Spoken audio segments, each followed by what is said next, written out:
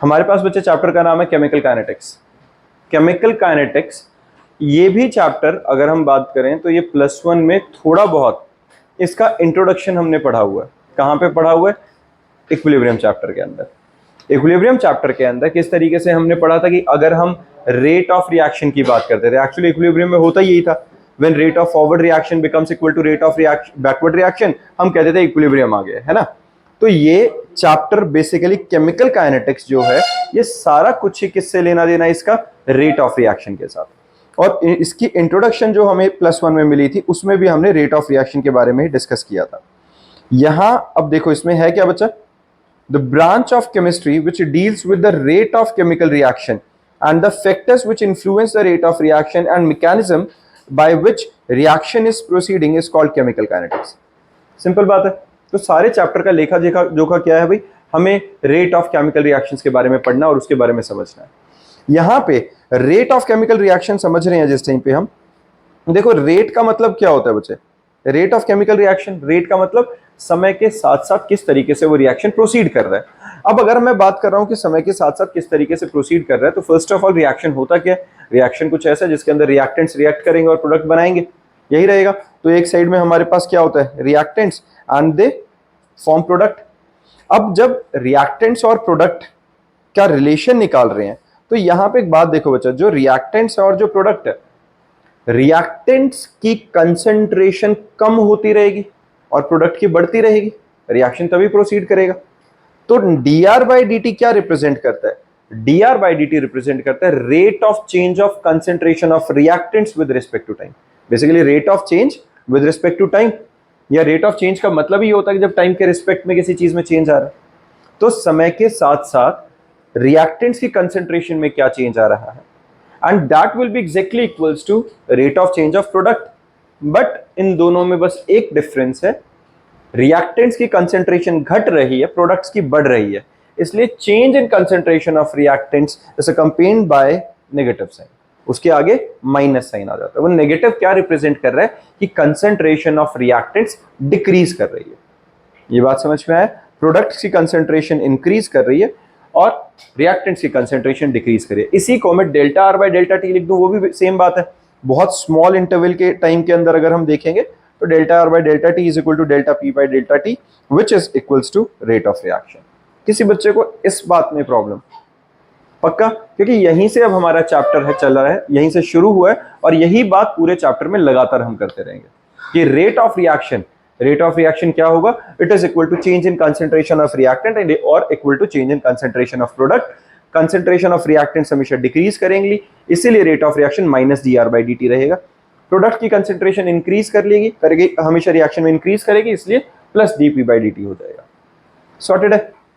और जिस रफ्तार से, जिस गति से, जिस बेसिकली रेट से रिएक्टेंट्स की कंसंट्रेशन घटेगी, सेम उसी रेट से प्रोडक्ट की कंसंट्रेशन इंक्रीज करेगी, इसलिए dr/dt और dp/dt इन मैग्नीट्यूड सेम होने चाहिए। डन है ये? अब हमारे पास आता है इसी को मैंने किस तरीके से लिखा हुआ है यहां पे बचा? Decrease in concentration of reactant upon time taken is equal to increase in concentration of product upon time taken and this is exactly equals to rate of reaction. Done है? अब हमारे पास क्या है? देखो एग्जांपल के तौर पे hydrogen plus oxygen combine to form water. सीधी बात है, hydrogen plus oxygen combine to form water, तो होगा क्या? रेट ऑफ रिएक्शन, बच्चे साथ में लिखते रहेंगे इस फॉर्मूला को, माइनस ऑफ ΔH2/ΔT। ΔH2 क्या रिप्रेजेंट कर रहा है? ΔH2 ये रिप्रेजेंट कर रहा है यहां पर कि ये जो चेंज इन कंसंट्रेशन आ रहा है, ये क्या है बच्चा? Change in concentration of hydrogen जो हमारे पास रिएक्टेंट साइड में है। तो जो रिएक्टेंट साइड में चेंज हुआ था, delta of change in concentration of hydrogen divided by time. Done है? और इसके आगे नेगेटिव साइन क्यों लगा हुआ है? क्योंकि वो डिक्रीज हो रही है, रिएक्टेंट था। Same goes for change in concentration upon oxygen upon time taken with negative sign, क्योंकि नेगेटिव साइन फिर वही कहानी क्या रिप्रेजेंट कर रहा है कि ऑक्सीजन डिक्रीज कर रहा है क्योंकि वो रिएक्टेंट था। And it is exactly equals to increase in concentration of product upon time taken. Done है? किसी को परेशानी बचा इसमें? देखो बच्चे, हमने किया क्या है, इसको यहां समझो। मैंने क्या लिखा था कि H2 + O2 form water, simple से एक रिएक्शन हमने लिखा हुआ H2+O2 फॉर्म वाटर। तो यहां पर अगर मैं ऐसा लिख रहा हूं, मैंने कहा रेट ऑफ रिएक्शन, ROR से मैं रेट ऑफ रिएक्शन को रिप्रेजेंट कर रहा हूं, वो क्या होगा? रेट ऑफ रिएक्शन आएगा हमारे पास change in concentration of reactants with respect to time taken with negative sign. This negative sign represents की कंसेंट्रेशन ऑफ रिएक्टेंट डिक्रीज कर रहा है, डन है। और जिस रेट से ये H2 डिक्रीज कर रहा होगा, सेम उसी रेट से O2 भी डिक्रीज कर रहा होगा, है ना। जिस रेट से H2 रिएक्ट कर रहा होगा, उसी रेट से हमारे पास क्या होगा, O2 की कंसेंट्रेशन में चेंज आ रहा होगा, आएगा कि नहीं। और जिस रफ्तार से, जिस रेट से हाइड्रोजन या ऑक्सीजन कम होते जा रहे हैं, उसी रफ्तार से वाटर मॉलिक्यूल बढ़ता जा रहा है, होगा कि नहीं, है ना। जितनी स्पीड से रिएक्टेंट कम होंगे, उतनी स्पीड से प्रोडक्ट बन रहे होंगे। तो रेट ऑफ रिएक्शन क्या है? Change in concentration of reactant और equals to change in concentration of product. But reactant decrease कर रहे थे इसलिए नेगेटिव साइन है, प्रोडक्ट इंक्रीज कर रहे थे इसलिए पॉजिटिव साइन है उसके आगे। किसी को दिक्कत हो? सॉर्टेड है। इसके बाद हमारे पास हमने सेम इसी तरीका एक एग्जांपल रखा हुआ बच्चे, PCl5 वाला। PCl5 यहाँ पे क्या हो रहा है, डिसोसिएट कर रहा है PCl3 और Cl2 में। तो रेट ऑफ रिएक्शन क्या रहेगा, minus delta of PCl5 by delta T which is equal to delta PCl3 by delta T और delta Cl2 by delta T. किसी को दिक्कत? अब इसकी कंसेंट्रेशन, जब मैं रेट ऑफ रिएक्शन की बात कर रहा हूं तो इसका यूनिट क्या निकलना चाहिए? क्या होता है, देखो, change in concentration upon time taken. Concentration की यूनिट क्या होती है, मोल पर लीटर, टाइम की पर सेकेंड, यही आ गया। तो हमारे पास क्या बना, मोल पर लीटर पर सेकेंड। ये हमारे पास रेट ऑफ रिएक्शन की यूनिट आ गई है। किसी बच्चे को परेशानी? ये हमारे पास रेट ऑफ रिएक्शन की सीधा सीधा जो यूनिट आ गई है वो मोल पर लीटर पर सेकेंड आ गई, क्योंकि मोल पर लीटर इज कंसेंट्रेशन, पर सेकेंड हमारे पास टाइम के लिए आ गया। सॉर्टेड है बच्चा।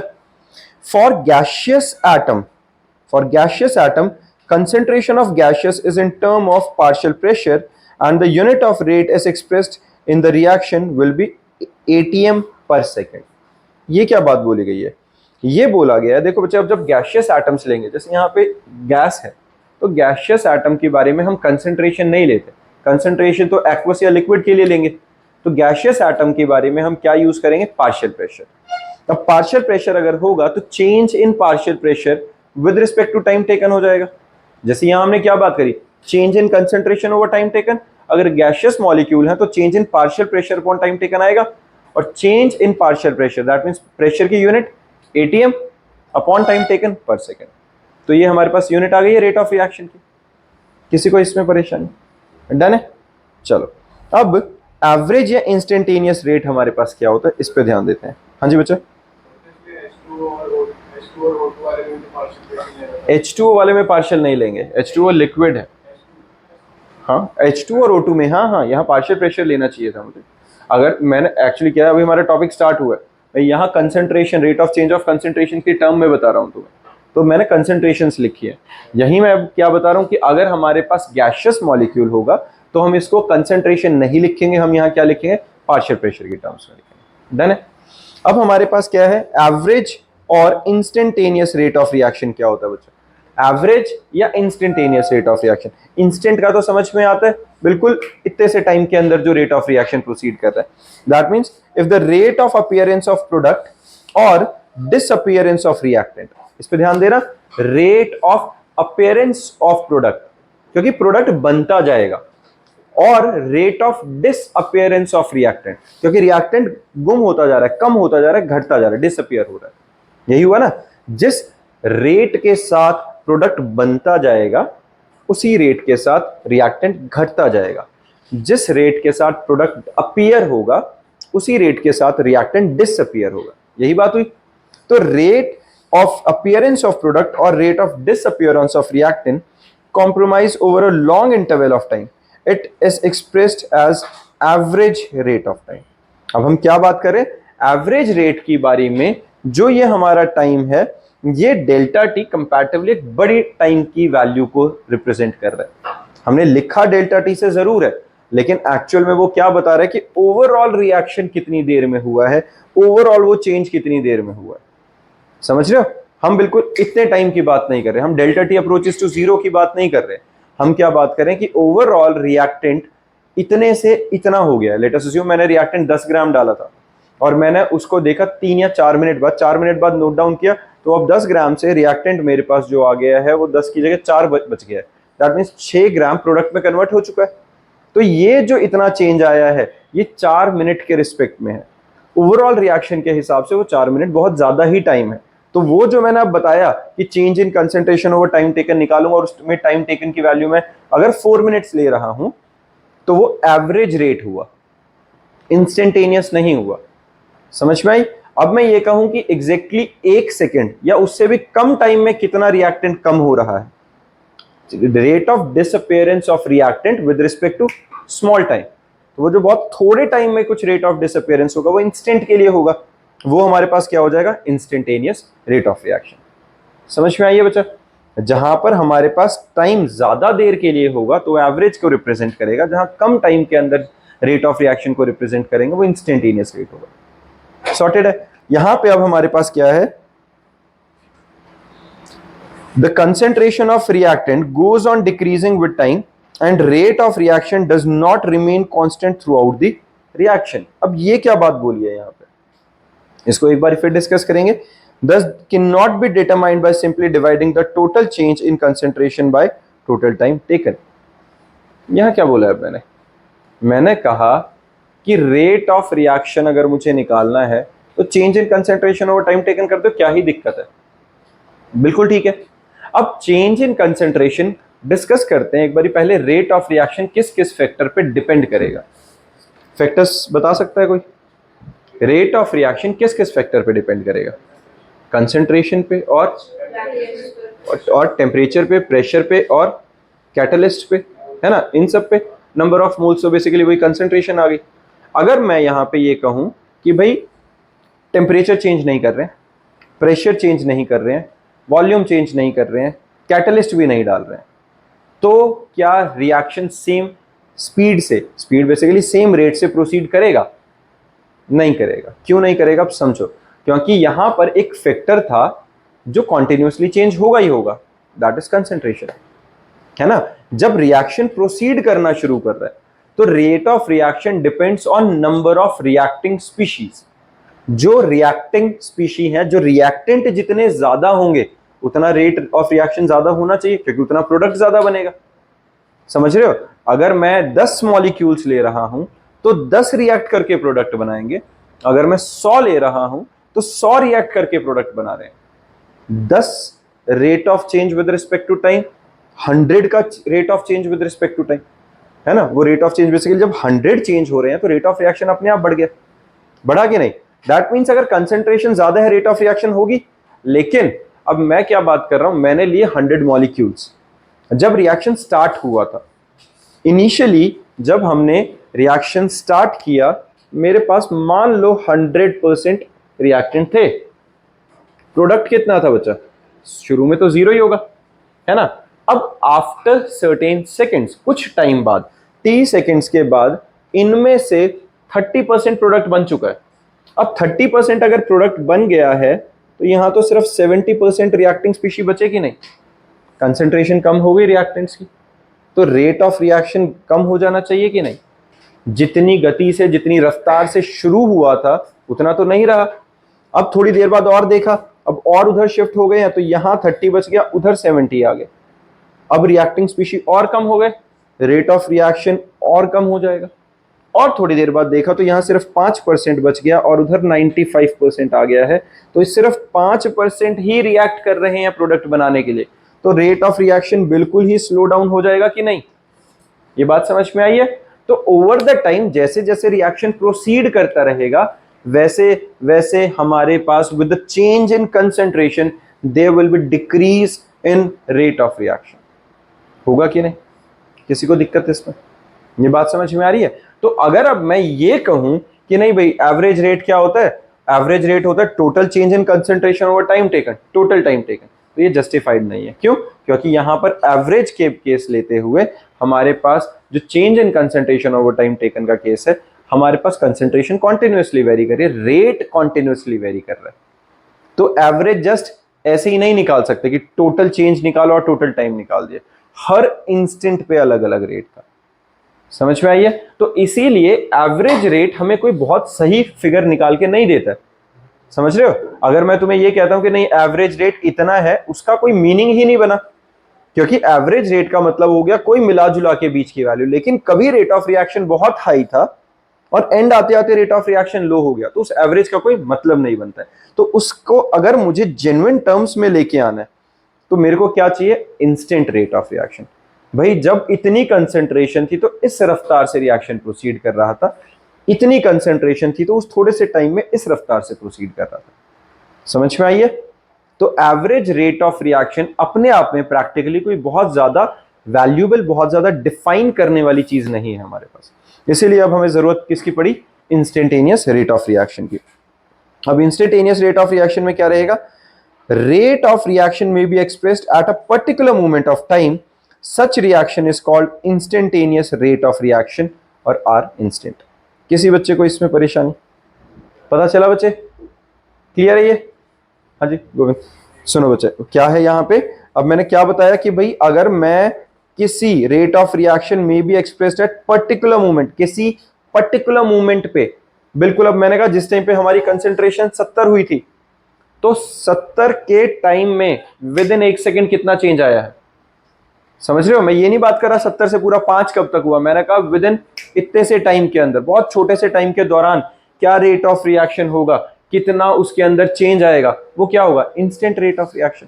क्योंकि रेट ऑफ रिएक्शन तो हर स्टेप पे बदलता जा रहा है, तो एक्चुअल वैल्यू, एक्चुअल फिगर तो वही हुई ना जब इंस्टेंट निकालेंगे। तो रेट ऑफ रिएक्शन में be expressed at a particular moment of time, such reaction rate is called instantaneous rate of reaction और आर इंस्टेंट। समझ में आया ये? पक्का सक्षम भाई साहब? तो इंस्टेंटेनियस और rate of reaction is given by minus D R by D T और DP by D T, where D T approaches to zero या delta T approaches to zero, है ना? वो इतने स्मॉल टाइम के लिए है कि टाइम ऑलमोस्ट जीरो को अप्रोच कर रहा है, बहुत कम टाइम के अंदर जो change in concentration of reactant या change in concentration of product. Done है? किसी बच्चे को परेशानी इस कंसेप्ट में?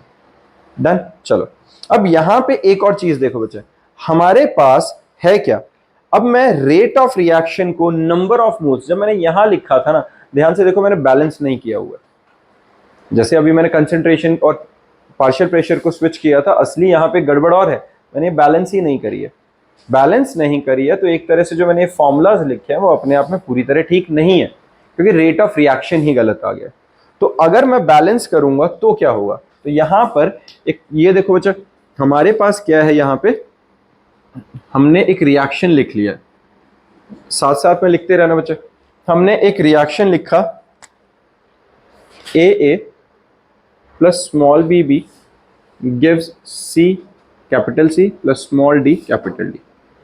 यहां पर जो ए बी सी और डी है, जो स्मॉल ए, स्मॉल बी, स्मॉल सी और ये स्मॉल डी है, ये क्या बता रहा है बच्चे?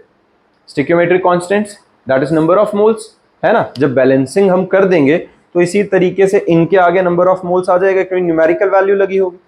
तो इस वक्त अगर मुझे रेट ऑफ रिएक्शन लिखना है, जब मेरे पास स्टोइकियोमेट्रिक कांस्टेंट आ गए और ये बैलेंस रिएक्शन है, तो रेट ऑफ रिएक्शन जो रहेगा, ये मुझे बैलेंसिंग के बाद जो लिखना होता है वो क्या आएगा? Minus change in concentration of A with respect to time taken, और इस साथ में इस माइनस के क्या मल्टीप्लाई होएगा? -1 बाय ए, जो नंबर ऑफ मोल्स हैं उससे डिवाइड कर दो इसे। हाँ नहीं, एक ही कंसेंट्रेशन की पावर में नहीं आएगा, डिवाइड में आएगा। ये रेट ऑफ रिएक्शन का फॉर्मूला रहता है। वो जो तुम बात कर रहे हो वो इक्विलिब्रियम कांस्टेंट्स के लिए हम यूज कर रहे थे, कंसेंट्रेशन रेज टू द, जो लॉ ऑफ मास सेक्शन था वहां हम यूज करते थे। यहाँ वो उस तरीके से नहीं रिप्रेजेंट कर रहा, मैं इंडिविजुअली हर एटम, मतलब बेसिकली हर मॉलिक्यूल, हर जो हमारे पास रिएक्टिंग स्पीशी है या हर प्रोडक्ट जो फॉर्म हो रहा है, उनके रिस्पेक्ट में रेट ऑफ रिएक्शन को बता रहा हूँ। ओवरऑल कंबाइंड रिएक्शन नहीं है, मतलब ओवरऑल कंबाइंड फॉर्म में नहीं है ये। तो ये क्या रहेगा? -1 by A D A by D T. इसके अंदर हाँ इतना लिखना है, ऐसे चेंज इन कंसेंट्रेशन है तो कंसेंट्रेशन की फॉर्म में लिख लो। और क्या रहेगा? -1 by B D B by D T. ठीक है बच्चा ये? और 1/c dc/dt, और क्या रहेगा 1/d d/dt। किसी बच्चे को इसमें परेशानी समझ में आया? बस यही फर्क हुआ है, रिएक्टेंट की बारी में नेगेटिव नेगेटिव था, प्रोडक्ट की बारी में पॉजिटिव आ गया। डन है? किसी बच्चे को इसमें थोड़ा सा भी इशू? डन। ये याद रखेंगे, इस फॉर्मूला को हम यूज करेंगे जहां पे जरूरत पड़ेगी। जैसे यहां पे ध्यान दो, हमारे पास एक रिएक्शन है, twice of N2O5 gives 4NO2 + O2। ये हमारे पास एक रिएक्शन है, तो रेट ऑफ रिएक्शन हमें क्या मिलेगा बच्चे? Rate of reaction is equal to -1/2। क्यों? क्योंकि मेरे पास यहाँ कोफिशिएंट देखो NO2 का कितना है, 2 है, तो मैंने 1/2 से डिवाइड किया। And changes in concentration of N2O5 with respect to time taken. बना कि नहीं है? किसी को दिक्कत? सिमिलरली जो प्रोडक्ट फॉर्म हो रहा है उसमें NO2 का वो क्या नंबर ऑफ मोल्स कितने हैं बच्चे? 4 NO2 के लिए, तो 1/4 हुआ और dNO2/dt सॉर्टेड है। साथ में O2 के लिए भी सेम रहेगा, O2 के नंबर ऑफ मोल्स 1 थे हमारे पास वहां पे, तो वो 1 ही रहा गया। क्लियर है ये? किसी बच्चे को परेशानी? ठीक है ना? ये ठीक है बच्चा, यहां तक पता चल गया सबको? अब देखो बच्चे ध्यान दो, अब हमारे पास क्या है यहाँ पे, जब मैं एवरेज रेट ऑफ रिएक्शन का फॉर्मूला लिख रहा हूं, तो average rate of reaction is change in concentration with respect to time taken which is given by R2 - R1 over T2 - T1। R2 क्या है? फाइनल कंसंट्रेशन, R1 क्या है? Initial concentration. R2 concentration at time T2, R1 concentration at time T1। तो change in concentration with respect to time taken ही हुआ। लिख लो, ये हमारे पास एवरेज का फॉर्मूला आ गया। अगर मुझे इंस्टेंट चाहिए तो इंस्टेंट भी क्या आएगा? dR/dt, बट वो dt जो है वो बहुत स्मॉल है, वो change in concentration over time taken आएगा। अब मैं अगर इसको ग्राफिकली रिप्रेजेंट करूं तो ये हमारे पास ग्राफ होता है। इसको ध्यान से समझना, आसान है, अगर तुम्हें अभी समझ में आएगा तो बहुत बढ़िया रह जाएगा। साथ के साथ ही देखो बच्चे, है क्या यहाँ पे, इस ग्राफ को समझने की कोशिश करते हैं। हमारे पास यहाँ पे क्या है? टाइम। ऊपर की साइड क्या है बच्चा? कंसंट्रेशन, है ना? वाई एक्सिस के अलॉन्ग है क्या? कंसंट्रेशन ऑफ रिएक्टेंट्स, और जेड एक्स एक्सिस के अलॉन्ग है टाइम पीरियड। तो जैसे जैसे टाइम बढ़ता जाएगा वैसे वैसे क्या होगा? रिएक्टेंट्स की कंसंट्रेशन घटती जाएगी। बट हमें पता है कि रेट ऑफ रिएक्शन वेरिएबल है, कांस्टेंट रेट से तो नहीं आएगा। तो वो कैसे चेंज होगा? इस तरीके से एक कर्व बनते हुए हमारे रिएक्टेंट्स में चेंज आएगा कि नहीं, और एक सर्टेन टाइम पे आकर वो चेंज ऑलमोस्ट कांस्टेंट हो जाएगा। इसी तरीके से रहेगा, है ना? शुरू में क्या हो रहा है? शुरू में रेट ऑफ रिएक्शन फास्ट है, तो चेंज इन कंसंट्रेशन भी बहुत एकदम से हो रही है। उसके बाद थोड़ा स्लो डाउन हो गया, और एक सर्टेन कंसंट्रेशन के पहुंचने के बाद रेट ऑलमोस्ट क्या हो गया? चेंज इन कंसंट्रेशन ना के बराबर हो गया, मतलब ऑलमोस्ट जीरो हो गया। ठीक है, एक एंड पॉइंट पे आके जीरो हो जाएगा वो, जब रिएक्शन रुक जाएगा। ठीक है, लेकिन इस केस में हमने क्या लिया कि रिएक्टेंट्स की कंसंट्रेशन जीरो कभी नहीं है। दैट मीन्स रिएक्शन 100% प्रोसीड नहीं कर रहा है, किसी पॉइंट पे जाके रुक जाएगा। ये बात समझ में आ गई है? अब इसके अंदर जब हम देख रहे हैं इसे, इसमें एक चीज नोटिस करो, ये जो मैं R0 क्या है बच्चा? R0 है हमारे पास, ये जो R0 की वैल्यू है ये क्या रिप्रेजेंट कर रही है? जो हमारे पास इनिशियल कंसंट्रेशन थी, बिल्कुल शुरू वाली। और जो हमारे पास इस रिएक्शन के अंदर R2 क्या है? R2 वो कंसंट्रेशन है जब टाइम T2 था, R1 वो कंसंट्रेशन है जब टाइम T1 है। इस ग्राफ को समझने में किसी को परेशानी आ रही है? ये पता चल रहा है ना? हमारे पास क्या है, ये देखो, हमारे पास ये जो कंसंट्रेशन है वो इनिशियल कंसंट्रेशन थी जब हमारा टाइम कितना था बच्चा? T1। ये जो कंसंट्रेशन है वो है जब टाइम कितना था? T2। तो ये चेंज इन टाइम के रिस्पेक्ट में चेंज इन कंसंट्रेशन आया कि नहीं?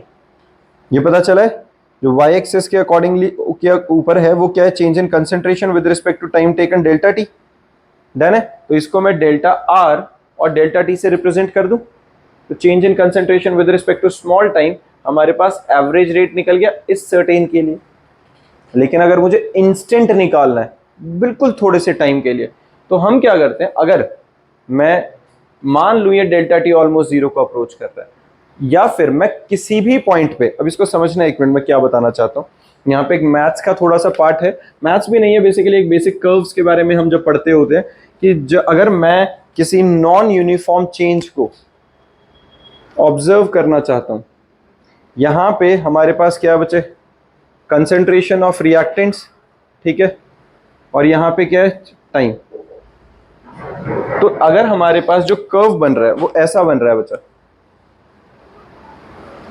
ऐसा जा रहा है, तो मुझे किसी भी इंस्टेंट पे अगर रेट ऑफ रिएक्शन निकालना है तो उसका स्लोप बना दो, उस पॉइंट पे क्या बना दो, स्लोप।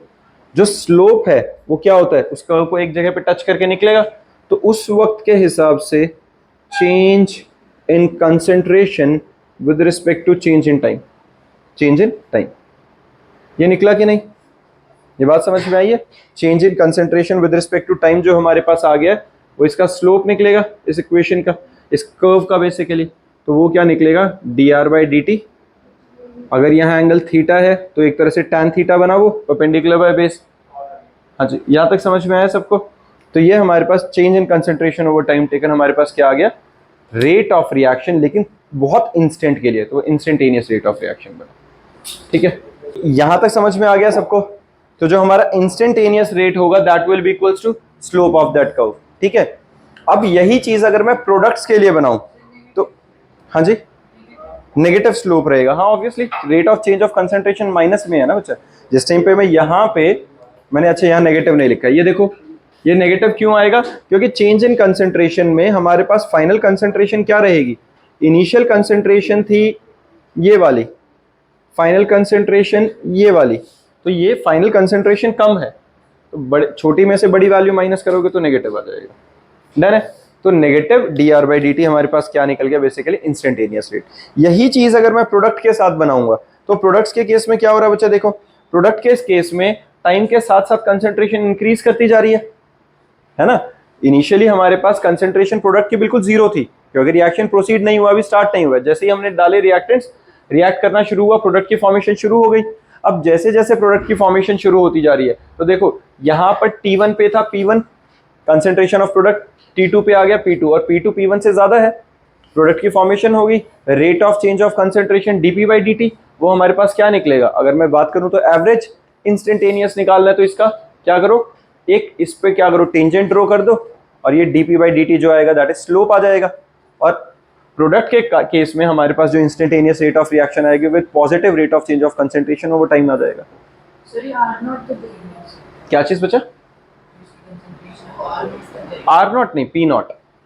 मतलब आर नॉट तो हमारी तब है ना, देखो अच्छा तुम ये पूछ रहे हो कि आर नॉट के बराबर कंसेंट्रेशन प्रोडक्ट की पहुंचेगी कि नहीं, दैट डिपेंड्स। जैसे हमारा हर रिएक्शन 100% कंप्लीट नहीं होता, मेजॉरिटी ऑफ रिएक्शन क्या होते हैं ना, अब इसको समझने की जरूरत किस तरीके से, मैंने क्या बताया था बच्चे, अगर 100% हमने रिएक्टेंट डाले तो रेट ऑफ रिएक्शन तेज चल रहा था, 100 के बाद 70 हुआ, स्लो हो गया, 50 हुआ और स्लो, 30 हुआ और स्लो, एक पॉइंट आएगा जिसपे 0.1% भी बचेगा, तो almost negligible rate of reaction से चलना शुरू करेगा। तो वहां पे रिएक्टेंट्स कुछ तो बच जाएंगे जो अनरिएक्टेड या नॉन रिएक्टेड फॉर्म में रहेंगे, तो प्रोडक्ट कभी भी रिएक्टेंट के बराबर नहीं आ पाया उस सिचुएशन में। ठीक है, और वो भी डिपेंड करता है कि वो रिएक्टेंट्स किस तरीके से, किस सिचुएशन में, किस एंड तक प्रोडक्ट को बनवा सकते हैं। तो हम खुद अपने आप ये कंसीडर नहीं कर सकते जब तक क्वेश्चन में लिखा ना हो कि रिएक्शन 100% कंप्लीशन तक गया। 100% कंप्लीशन तक गया है तो ही इनिशियल रिएक्टेंट्स की कंसेंट्रेशन के बराबर हमारे पास फाइनल प्रोडक्ट की कंसेंट्रेशन आएगी, अगर गिवन है तो। डन है? यहां तक समझ में आया बच्चा? इसी के बेसिस पे एक बार ये न्यूमेरिकल है, अटेम्प्ट करते हैं फिर डिस्कस करते हैं। जल्दी से अटेम्प्ट करो। इस क्वेश्चन में क्या है बच्चा, for the reaction reactants goes to product, the concentration of a reactant changes from 0.03 molar to 0.02 m in 25 minutes. Calculate the average rate of the reaction using unit of time both in minutes and second. Rate of reaction निकालना है, direct formula substitution है, करो। हाँ जी, हो गया बच्चा?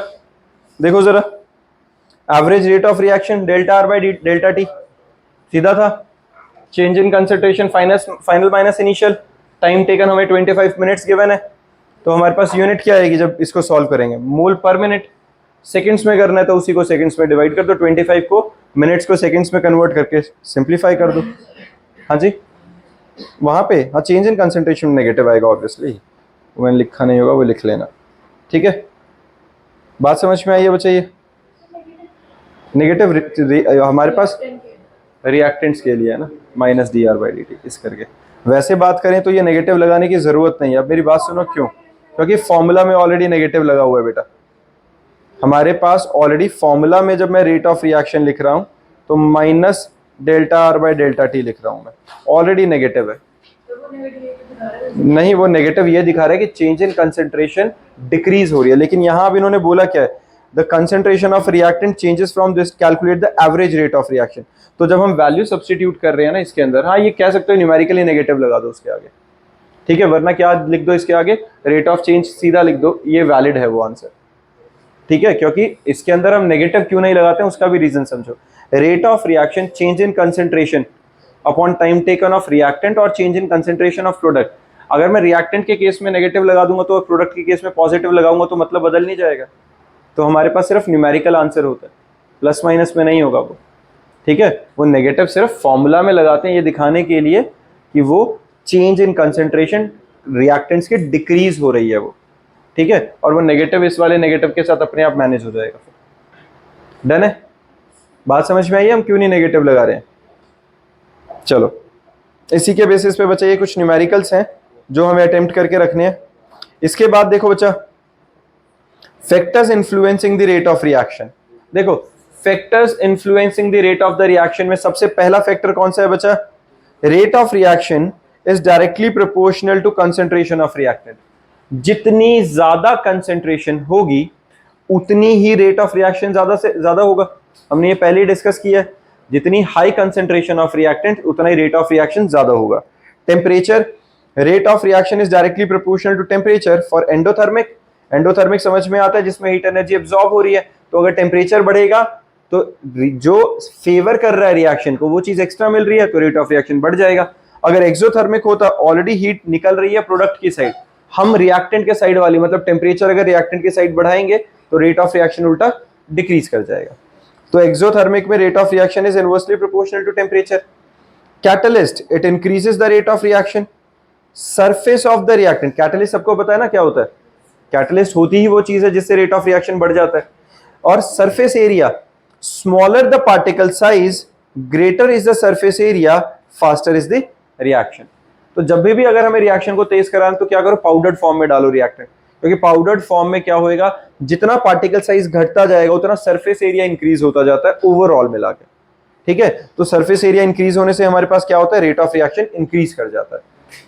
Nature of reactant and product, the reactivity of substance depend on the ease with which the specific bonds are broken or formed.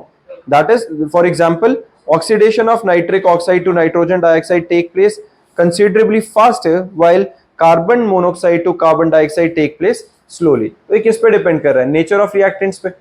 भाई reacting species कितनी रिएक्टिव हैं आपस में, किस तरीके से उनके बॉन्ड बन सकते हैं। प्रोडक्ट पे कैसे करेगा बेटा, रेट ऑफ रिएक्शन तो उस पर डिपेंड करेगा ना, जो रिएक्ट करके प्रोडक्ट बनाएंगे। प्रोडक्ट तो बन रहा है, वो थोड़ी रिएक्टेंट डिसाइड करेगा, रिएक्शन डिसाइड करेगा। समझ में आई है? जो दो चीजें रिएक्ट कर रही हैं उन पर डिपेंड करेगा कि वो किस तरीके से रिएक्ट करके प्रोडक्ट बनाएंगे। प्रोडक्ट तो बन गया, उसका क्या लेना देना उसमें। समझ में आई बात? प्रेजेंस ऑफ लाइट, अगर फोटोकेमिकल रिएक्शंस हैं तो ऑब्वियसली वो तेज हो जाएंगे लाइट की प्रेजेंस में, है ना। फोटोकेमिकल रिएक्शन समझ में आती है जो लाइट की प्रेजेंस में रिएक्शन होते हैं। डन। अब rate expression and rate constant, बहुत ज्यादा इंपॉर्टेंट टॉपिक और बहुत ज्यादा बेसिक सा, आसान सा। ध्यान दो बच्चा, साथ के साथ लिखेंगे इसे भी। Rate expression and rate constant क्या होता है? Rate of a chemical reaction at a given temperature may depends on the concentration of reactant and product. Rate of reaction क्या है यहां पे, rate of chemical reaction may depend upon concentration of reactants and product. तो इसको लिखेंगे कैसे? Rate of reaction is directly proportional to product of concentration of reactants.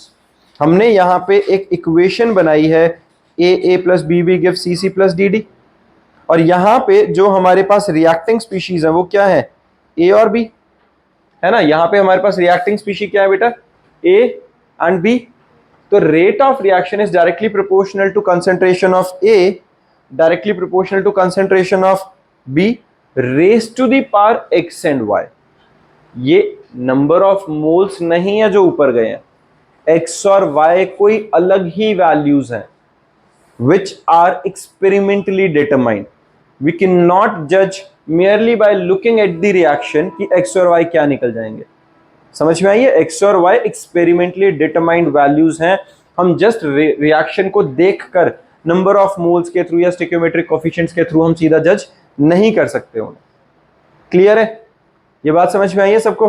तो rate of reaction हमारे पास क्या बना, प्रोपोर्शनलिटी का साइन हटाएंगे तो dr by dt it is equal to k times concentration of a raised to the power x, b raised to the power y, where x and y are determined experimentally. समझ में आई ये बात? Done है? ये हमारे पास क्या है बचा, rate expression and rate constant. फिर आता है law of mass action. Law of mass action के अकॉर्डिंगली क्या है, at given temperature the rate of chemical reaction is directly proportional to the product of molar concentration of reactant. Same वही बात हुई जो ऊपर लिखी थी, rate of reaction is equal to product of concentration of reactants, और k क्या है हमारे पास, रेट कांस्टेंट और वेलोसिटी कांस्टेंट। जो यहाँ पे k है ये क्या होता है बेटा, रेट कांस्टेंट या वेलोसिटी कांस्टेंट। और a और b की अगर वैल्यू 1 1 सब्स्टिट्यूट कर दें तो रेट और k इक्वल आ जाएंगे। तो रेट कांस्टेंट को क्या डिफाइन कर सकते हैं, rate constant of a reaction is defined as rate of reaction when the molar concentration of each reactant is unity. Done है? तो रिएक्टेंट कांस्टेंट किसके इक्वल हो गया, रेट ऑफ रिएक्शन, जब molar concentration of each reactant क्या आ गई है, 1। यूनिटी मतलब 1। बात समझ में आ गई? अब कैरेक्टरिस्टिक्स ऑफ रेट कांस्टेंट क्या है बच्चा, लार्जर द वैल्यू ऑफ के फास्टर इज द रिएक्शन, क्योंकि रेट ऑफ रिएक्शन के इक्वल है उसकी वैल्यू, है ना। तो जितना ज्यादा के की वैल्यू बड़ी है मतलब रेट ऑफ रिएक्शन ज्यादा जा रहा है। At fixed temperature, K remains constant for given reaction. It changes with temperature. क्योंकि rate of reaction change करेगा तो K भी change कर रहा है। For particular reaction, the value of rate constant is independent of concentration. क्योंकि rate of reaction इसमें क्या बात करिए, क्योंकि rate constant rate of reaction के कब equal है, जब concentration unity है। उस certain particular situation में, उस certain particular reaction के अंदर rate constant constant रहने वाला है, वो रेट ऑफ रिएक्शन की तरह चेंज नहीं करेगा। डन है? बात समझ में आ गई? अब रेट लॉ और रेट इक्वेशन, रेट लॉ और रेट इक्वेशन भी कुछ अलग बात नहीं कर रहे, सेम ही चीज कर रहे हैं। हम तीसरी बार एक ही चीज पढ़ने वाले हैं। Same equation, a plus bb plus cc gives certain product, small a small b small c क्या है, नंबर ऑफ मोल्स। तो rate of reaction is equal to k times k rate constant, product of concentration of reactants raised to the power certain numerical values, certain integers, PQR। ऊपर मैंने XY लिखे थे, यहाँ PQR लिख दिए। अब ये PQR क्या है, रिएक्शन में कहीं कोई PQR नहीं है। That means these values are determined experimentally। इनको हम थ्योरेटिकल नहीं निकाल रहे हैं, इनको हम ऐसे ही देख के नहीं निकाल रहे हैं। ये कुछ ऐसी वैल्यूज हैं जिनको हम एक्सपेरिमेंटली डिटरमाइन कर रहे हैं, और इनका जो सम होगा P plus Q plus R, उसको कहते हैं ऑर्डर ऑफ रिएक्शन। उसको क्या कहते हैं, order of reaction. Rate law, अब साथ साथ में देखना बच्चा, रेट लॉ क्या कहता है, the mathematical expression which denotes the rate of reaction in term of molar concentration of reactant with each term raised to some power which may और may not be same as stoichiometric coefficient. ये बात समझ में आ रही है? ये किसी power है, कोई वैल्यू है जो शायद हो सकता है स्टोइकियोमेट्रिक कोएफिशिएंट के इक्वल हो या ना हो, उससे कोई फर्क नहीं पड़ रहा है। ये जस्ट कोई अलग ही नंबर्स हैं of reacting species in a balance chemical equation. ये बात समझ में आई? ऑर्डर ऑफ रिएक्शन क्या होता है, it is defined as the sum of the powers, जो PQR निकले थे उन सबका अगर मैं सम कर दूंगा तो वो हमारे पास क्या कहलाता है बेटा, order of reaction. So order of reaction is defined as the sum of powers to which the concentration terms are raised in rate law equation to express the observed rate of reaction। जैसे यहाँ पे हमने same यही वाला reaction लिखा था, P plus Q plus R, तो P plus Q plus R is given by N which is order of reaction। समझ में आया? तो ऑर्डर ऑफ रिएक्शन क्या है, जब मैं रेट लॉ के अकॉर्डिंगली रेट ऑफ रिएक्शन को रिप्रेजेंट करता हूं, वो क्या होता है, rate of reaction is equal to k times concentration of reactant and each concentration raised to the power certain numbers.